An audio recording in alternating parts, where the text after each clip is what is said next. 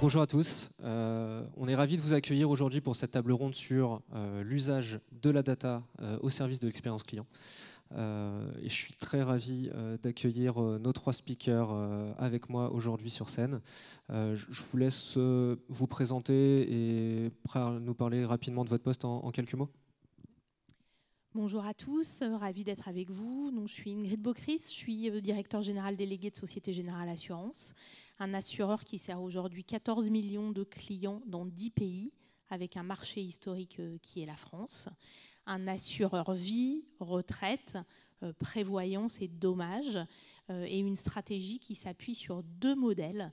Un modèle de banque assurance intégrée avec les réseaux du groupe Société Générale, et un modèle de partenariat ouvert avec différents types d'acteurs et de distributeurs, qu'ils soient digitaux ou entreprises à réseau.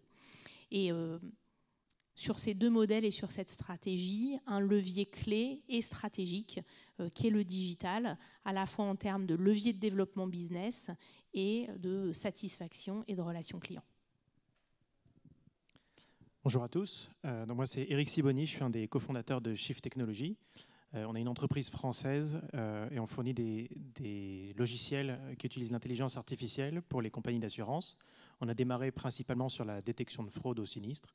On a étendu depuis à d'autres sujets qui tournent autour de l'aide en fait à la décision sur différents types, que ce soit des types de contrôle ou alors des décisions pour des prises de solutions, notamment autour de la gestion de sinistres. Et donc chez Shift, moi je suis le directeur, je dirige le produit et la recherche. Bonjour, je suis Manuel Hertel, je dirige la Digital Factory du groupe Tessie qui s'appelle Innovation and Trust.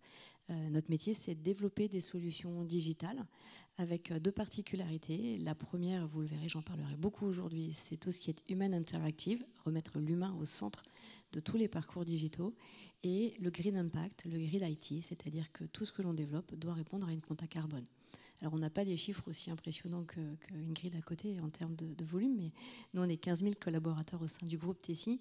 L'Innovation and Trust, c'est 250 développeurs qui sont vraiment dédiés à développer des solutions digitales et d'apporter de l'innovation autour de l'IA et de l'automatisation. Merci beaucoup à tous les trois. Et donc du coup, pour conclure le tour de table, donc Mathieu Misac, je travaille chez Artefact en tant que VP Data Consulting. Et Artefact, du coup, nous sommes un cabinet de conseil, une agence spécialisée en data et en intelligence artificielle. Et donc on accompagne de grands groupes, notamment dans le secteur de l'assurance, sur leur stratégie data, la mise en place des cas d'usage et de l'ensemble des enablers associés, que ce soit d'un point de vue humain, technique ou opérationnel. Donc le thème aujourd'hui, comme vous le pouvez le voir, c'est l'usage de la data au service de la relation, enfin de l'expérience client. Donc on va bien évidemment parler de data très rapidement, mais juste avant, j'aimerais avoir votre témoignage sur à quel point l'enjeu d'expérience client est clé dans votre business et comment vous l'approchez de manière globale. Ingrid, si tu veux débuter. Avec plaisir. Moi, je dirais qu'il y a un avant et un après Covid.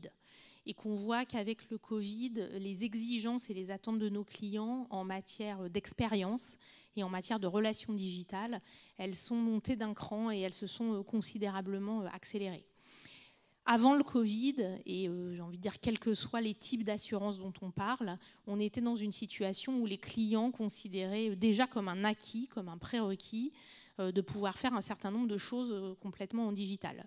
Consulter évidemment leurs contrats, l'ensemble de leurs documents, l'ensemble de leurs informations, mais aussi être capable de conclure leurs opérations, de souscrire un contrat en digital, et ce, même si sur ce chemin-là, pour prendre la décision, ils étaient passés par un contact humain avec un conseiller ou par téléphone. Et c'est ainsi que chez Société Générale Assurance, on a près de 75% de nos opérations aujourd'hui en assurance vie épargne qui sont conclues de façon full digitale, qui sont conclues en digital, et on a entre 15 et 20% de nos ventes de nouveaux contrats assurance automobile et habitation qui sont conclus en digital. Mais ça, c'était avant le Covid. Après le Covid, on est passé de l'exigence de simplicité à l'exigence de simplicité plus immédiateté. Et ça change tout. Ça veut dire que, par exemple, aujourd'hui, en assurance vie, S'il y a un mouvement de marché, une crise, et Dieu sait qu'on le voit bien, le contexte est propice malheureusement, l'attente des clients, c'est qu'on soit capable de leur pousser de façon digitale un conseil en quasi-temps réel sur comment arbitrer les supports d'investissement au sein de leur contrat.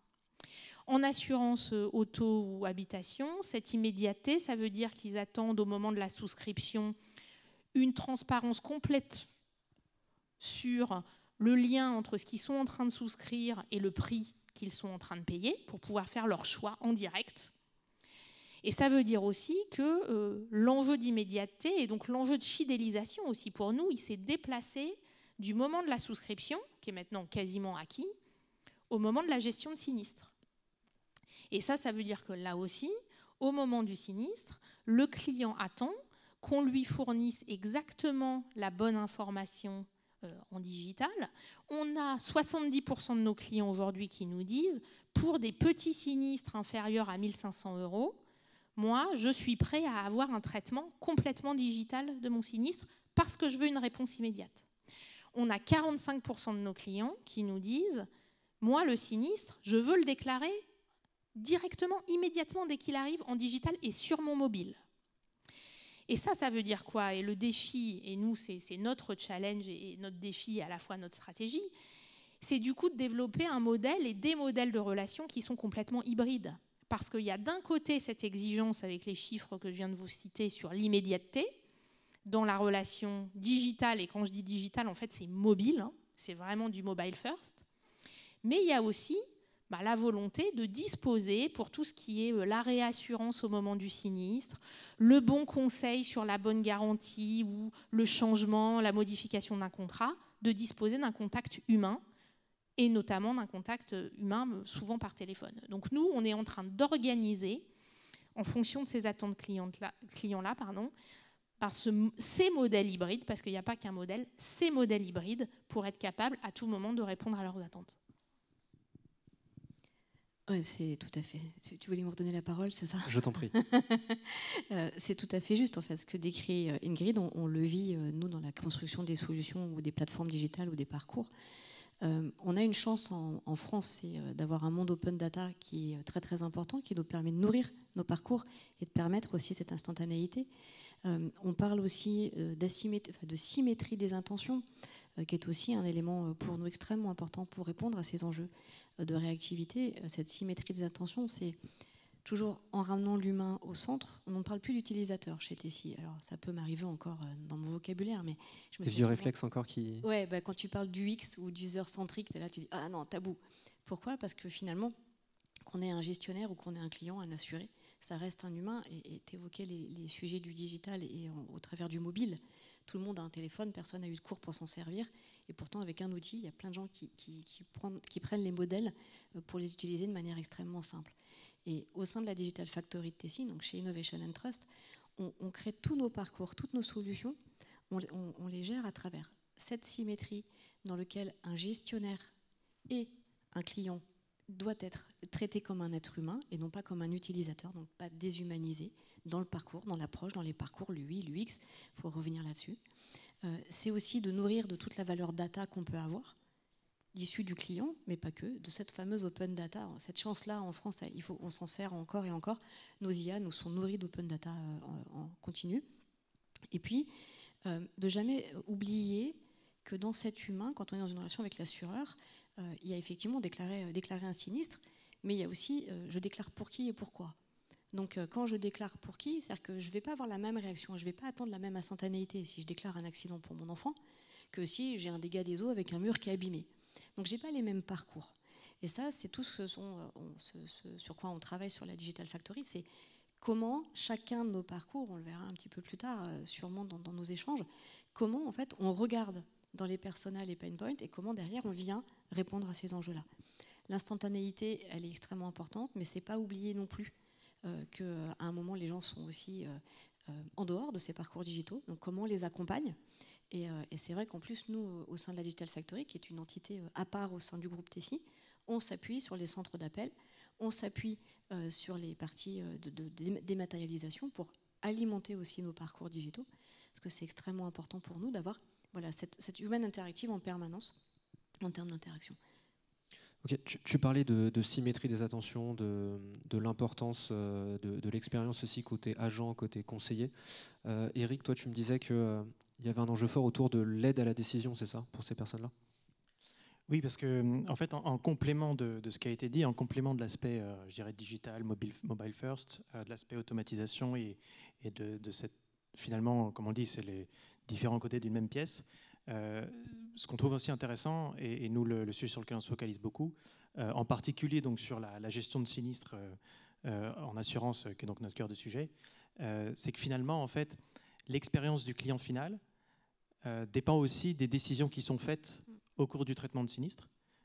Au-delà de l'interaction que le client peut avoir avec une interface automatique ou avec un gestionnaire, de temps en temps par des coups de téléphone, ben après, il y a aussi le processus en lui-même. Donc, quand on lui dit qu'on va envoyer un expert ou quand on lui dit qu'il faut qu'il retrouve, par exemple, ses factures d'achat quand il a eu un vol et qu'il doit retrouver 10 factures d'achat, en soi, c'est une expérience client assez lourde. Et du coup, on peut se demander, en fait, pourquoi on demande ça ? Et en fait, nous, on y est venu parce que, naturellement, une des raisons pour ça, typiquement, ben, c'est la suspicion de fraude. Une des raisons pour ça, parce que l'assurance, globalement, on va aller indemniser en sinistre sur la base d'une déclaration, donc on ne peut jamais faire complètement confiance. Donc typiquement, si on demande des factures, c'est pour ça. Mais justement, à partir du moment où on peut détecter les cas suspects, on peut aussi détecter, en fait, à l'inverse, les cas non suspects. Et on peut globalement, en fait, aller optimiser ce type de décision. Et donc, c'est toujours se poser la question de est-ce qu'on va aller demander, par exemple, une pièce justificative ou est-ce qu'on va envoyer un expert ou d'autres choses en sachant qu'en fait c'est un impact sur l'expérience client, ou au contraire, est-ce qu'on peut s'en passer pour simplifier le processus et augmenter encore, on va dire, l'automatisation et améliorer, fluidifier l'expérience. Ok, donc en gros, au-delà de l'expérience client, on parle d'expérience de l'humain qu'on a derrière nous. Et l'humain, ça peut être un client, ça peut être un prospect. Tous nos clients ne sont pas homogènes, tous nos prospects non plus. Et ça peut également être un collaborateur interne. C'est un gestionnaire. Qui va avoir une expérience, enfin un impact immense sur l'expérience du client final, quoi. Voilà. Et je pense notamment, c'est d'autant plus vrai en effet, comme Ingrid le mentionnait, depuis les différentes vagues de Covid qu'on a pu vivre. Il y a aussi le phénomène, je pense, des néo-assureurs, des pure players digitaux qui sont arrivés sur le marché dans les dernières années. Et je pense que pour un acteur plus historique, une carte à jouer intéressante, justement, ça peut être d'apporter toute cette approche d'omnicanalité dans le parcours de ses clients, de ses prospects, et qu'à n'importe quel moment, on puisse passer d'un canal online à un canal offline sans aucune couture, en fait, en retrouvant les mêmes informations. Le terme de couture, je sais, est un petit peu galvaudé. Sans couture. Mais en faisant en sorte, comme Eric, tu le mentionnais, qu'à n'importe quel moment de mon parcours, si je décide de passer de mon online à un conseiller, qu'il soit en agence ou au téléphone, que cette personne ait déjà toutes les informations et tous les outils dont il va avoir besoin pour prendre la bonne décision et continuer à m'accompagner en évitant tout ce qui va tourner, toute question redondante, toute lourdeur de processus, etc. Donc, on a vu globalement l'enjeu auquel vous vous attaquiez en termes d'expérience à proprement parler. Maintenant, la question que j'ai envie de vous poser, c'est en fait concrètement, comment la data vous aide à relever ce défi. On a un enjeu d'omnicanalité, on a un enjeu d'immédiateté, de personnalisation. Est-ce que vous avez des exemples concrets à nous partager aujourd'hui qui nous permettraient d'avoir une meilleure idée de comment vous utilisez la data concrètement pour atteindre ces objectifs-là ? Je ne sais pas qui souhaite se lancer en premier. Je me lance. Donc pour nous, la data, elle est vraiment au cœur du modèle hybride, ou des modèles hybrides que j'évoquais tout à l'heure.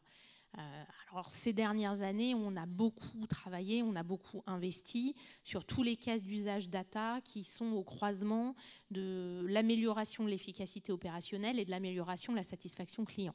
Concrètement, ça veut dire quoi ? Ça veut dire que sur les 2 dernières années, on a industrialisé un certain nombre de cas d'usage autour de la catégorisation automatique, par exemple, de tous les emails qu'on reçoit dans nos centres de gestion, dans nos services clients, pour réduire les temps de traitement des demandes clients, qu'on a industrialisé la meilleure identification du client au moment de l'appel pour pouvoir l'orienter automatiquement par un voicebot ou autre sur soit le bon conseiller, soit le bon type de SVI, soit lui éviter des files d'attente. Donc ça, J'ai envie de dire, c'est une étape qui est en train d'être franchie ou quasi franchie. Notre prochaine étape, et c'est ce sur laquelle on est et sur laquelle les équipes travaillent, c'est comment, dans ce modèle hybride qui doit concilier l'immédiateté de la réponse pour le client et sa volonté, en fonction des situations, soit d'avoir un humain au téléphone ou en physique, soit d'être en toute autonomie, comment j'amène dans tous ces parcours-là, et je pense que la notion de parcours qu'évoquait Emmanuel, elle est centrale, comment j'amène la bonne donnée au bon moment, de façon personnalisée, mais, parce qu'il y a un mais, sans être non plus trop intrusif. Et quand je dis trop intrusif, c'est évidemment au regard de toutes les réglementations qui nous occupent tous et qui sont essentielles en matière de GDPR ou autre, mais aussi comment éviter d'être intrusif dans la perception client. Nous, on est l'assureur et par rapport à ça, on doit quand même rester à notre place, entre guillemets. Donc ça se traduit par des choses très concrètes. La personnalisation de cette donnée, c'est par exemple comment je vais être en mesure de rappeler sur mon service client quasiment en temps réel un client qui est bloqué sur un parcours digital de souscription d'un contrat auto ou habitation. Ça, nous, on le fait depuis 1 an maintenant, de façon quasiment automatique et industrielle, et ça donne de très bons résultats parce que là, je suis... personnalisé, il est bloqué sur le parcours, je l'appelle, je le débloque. Ça va être aussi... l'immédiateté du coup. On est dans le quasi-temps réel. Là, je suis bloqué plus de 3 minutes sur un parcours, j'ai un appel. Je vais être aussi dans le sujet de... on parlait d'omnicanalité, comment, grâce à la bonne donnée, je vais donner à mon conseiller, on parlait d'humain tout à l'heure, l'humain c'est un gestionnaire, un client, un prospect, mais c'est aussi un conseiller. Comment je vais donner à mon conseiller les moyens d'être plus omniscient, plus percutant. Et ça va être, par exemple, de lui apporter au bon moment la donnée sur le fait que son client, à un moment, a fait des recherches sur du déménagement, sur une assurance auto ou habitation, ou bien qu'il a consulté un parcours digital, mais qu'il n'a pas terminé. Et donc là, je ne suis pas dans du temps réel, mais je suis à quelques heures. Et je vais donner les moyens à mon conseiller de le rappeler. Et puis le troisième exemple, très concret, ça va être comment je vais utiliser mes données de la voix pour faire de la prévention d'attrition, comment je vais essayer, et ça c'est des choses qu'on est en train de tester, de détecter des signaux faibles dans la conversation que j'ai avec un client pour pouvoir au bon moment, et là, même chose, je ne suis pas en secondes plus quelque chose, je suis en quelques heures, être capable de déclencher un rappel anti-attrition pour faire de la réassurance et déclencher un contact de proximité avec le client. Donc voilà, nous c'est ça cette nouvelle frontière, c'est cette nouvelle frontière de la personnalisation via la donnée, qui peut être un peu tarte à la crème parce qu'on en entend parler beaucoup, mais voilà, qui a des illustrations très concrètes. Et moi, si je pouvais, en fait, tout ce que tu évoques, effectivement, nous, on va fournir les solutions qui vont derrière pour permettre de faire ça. Mais on parle de la valeur, en fait, de la valeur data au travers de l'expérience client. Et la première valeur data, elle est au sein même de l'entreprise. Et le nombre, la richesse d'informations, de data qui ne sont pas utilisées, on parle de dark data, on parle de phénomènes dans lesquels on sait qu'il y a plus de 82% de la data présente dans une entreprise, Société Générale ou autre, qui ne sont pas utilisées. Donc un des premiers métiers de Tessie, dans les approches concrètes, c'est de reprendre, en fait, de venir stocker dans des énormes systèmes d'archivage électronique les informations, de venir en extraire les datas et de les refournir aux entreprises pour qu'elles puissent reprendre de la valeur. Il y a une richesse qui n'est jamais utilisée.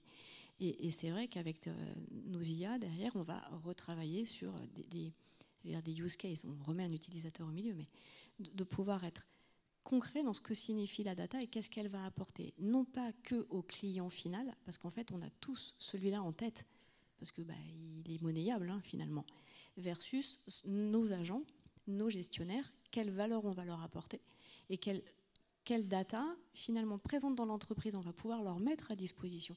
J'y retourne recompléter avec l'open data pour dire, voilà, ton aide à la décision, elle est aussi sur des choses, tu connais ton client. Tu sais comment il réagit, toi, parce que tu traites son dossier. Et nous, on travaille vraiment sur cette approche-là. Cette approche human interactive, elle est vraiment basée là-dessus. C'est-à-dire que il faut réapproprier la data. Elle va permettre derrière de faire tout ce que vient de décliner Ingrid, qui est effectivement les solutions à la question de concrètement qu'est-ce qu'on fait. Ça, on ne fait pas pour la Société Générale peut-être, mais qu'est-ce qu'on fait? On fournit des solutions attendues. Peut-être bientôt. Mais écoute, il faut qu'on en reparle. mais le principe, c'est d'avoir conscience. Et il y a comment on peut apporter cette valeur et comment on crée de la data, c'est aussi en changeant de mindset dans les entreprises. En n'allant pas toujours en regardant dehors, mais en regardant ce qu'on a chez soi. Et là-dessus, on peut faire des choses assez extraordinaires. Et c'est vrai que nous, on a à la fois notre IA, mais on a aussi toute l'automatisation. On a fait des choses très intéressantes au travers d'analyses autour des curriculum vitae, par exemple, qui n'ont rien à voir avec le monde de la science, totalement sorti du contexte, mais où on a dit combien on a recruté de types d'écoles, et ça s'est fait automatiquement, parce que cette data-là, elle était présente dans l'entreprise. Là, c'est pareil. Tous ces parcours-là, ils sont riches, mais il faut qu'on change de mindset et qu'on se réapproprie la data qu'on doit utiliser tous les jours. Donc du coup, il y a cette première étape, en fait, si j'essaie de résumer très simplement.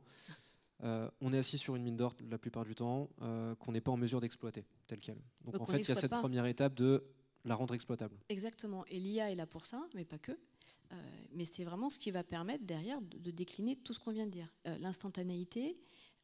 Mais avant même d'être instantané, je pense que ce qu'on apporte, en tout cas nous, ce qu'on cherche à apporter à nos clients et à nos humains qui utilisent nos solutions ou les parcours qu'on va leur mettre à disposition, c'est le bon service au bon moment. En fait, le bon moment n'étant pas forcément le temps réel à tous les coups. Qu'on soit hyper réactif du moment qu'on m'apporte la bonne réponse et qu'on me parle à moi. En fait, l'entreprise, je vais parler de Tessie n'est pas intéressant. Mais qu'on vienne répondre à mon problème, à moi en tant qu'assuré. Et c'est ça qu'on vient chercher dans nos solutions. Et c'est vrai que des fois, on se confronte même à nos propres clients qui nous disent « Non, mais attends, pas comme ça, faut voir », et qui nous ramènent très vite dans l'usage de l'entreprise. Non, je veux parler aux gens de l'autre côté. Eric, de ton côté, tout à l'heure, tu parlais d'utiliser la data pour aider à prendre les bonnes décisions au bon moment. Est-ce que tu as quelques exemples à nous partager ? Oui, et complètement aligné avec ce qui a été dit. Et donc nous, quand on déploie nos solutions, on exploite justement les données de l'assureur à qui on fournit la solution. Et en fait, on vient vraiment se focaliser sur certains cas d'usage pour optimiser vraiment tout ce qu'on peut faire avec la donnée. Et donc en l'occurrence, c'est utiliser les données du moment de partout, mais aussi utiliser les données du passé pour pouvoir, puisque c'est ça qui va enrichir l'IA à travers un apprentissage. Et en fait, en quelque sorte, on peut considérer que c'est comme reconnaître des cas similaires qu'on a pu apprendre par le passé. C'est un peu comme si on va en quelque sorte reproduire l'intuition que les gestionnaires ont pu se faire eux-mêmes par leur expérience, donc en particulier les gestionnaires expérimentés, qui quand ils voient un cas, ils savent que oui, dans ce cas-là, il faudrait que je prenne cette décision-là parce que ça va aller comme ça. C'est pour ça que c'est leur expérience. Finalement, ils ont naturellement fait un apprentissage humain, je dirais, qu'on peut étendre et industrialiser sur la donnée. Et nous, c'est ce qu'on fait. Et ça permet du coup déjà vraiment de le formaliser et de se dire oui, effectivement, dans tel cas de figure, prendre telle décision, ça aurait tel impact. Mais aussi, ça permet de l'étendre à l'ensemble des collaborateurs parce que tous n'ont pas forcément le même niveau d'expérience. Et puis parfois, on a des situations, on a des collaborateurs qu'on va rajouter parfois pour les grands événements climatiques, ce genre de choses.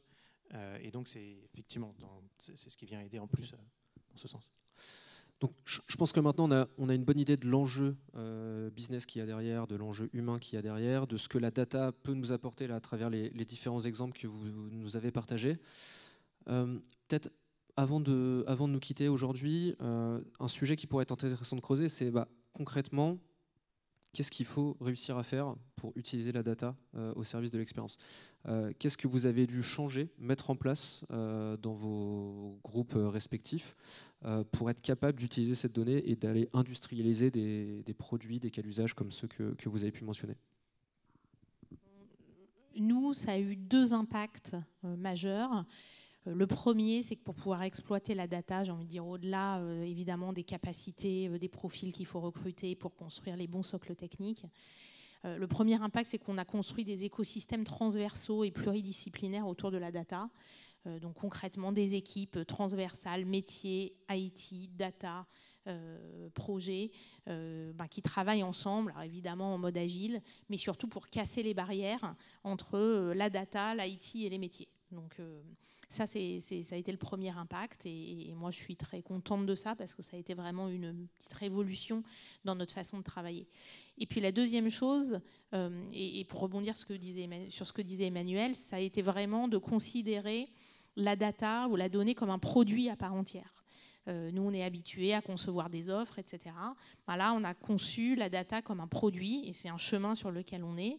Et un produit, il faut trouver des clients, il faut trouver des usages, et il faut savoir piloter ces usages.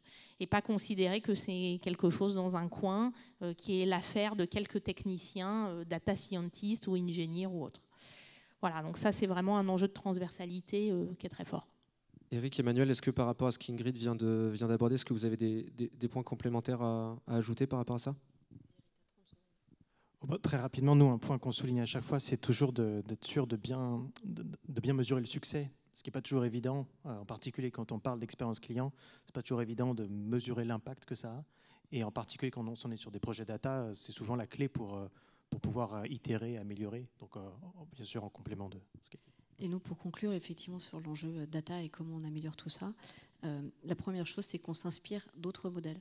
Et en l'occurrence du modèle du retail, des ventes B2C, de ceux qui font du commerce en ligne et qui n'ont pas peur, et de venir retransposer ces codes-là, à la fois les codes sociaux et les usages data et technologiques, vers le monde très B2B au départ, qui n'était pas du tout dans ce mindset-là.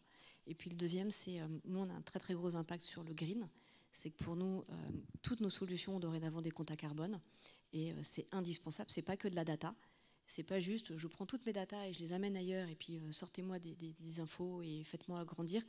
Elle a un poids, elle a une valeur, je l'évoquais tout à l'heure, mais elle a aussi un poids carbone et ça, on le trace de manière très forte chez nous. Très bien. Bien, écoutez, merci infiniment à tous les trois. Merci. Merci. Et bonne fin de journée à tous. Merci beaucoup pour cette discussion.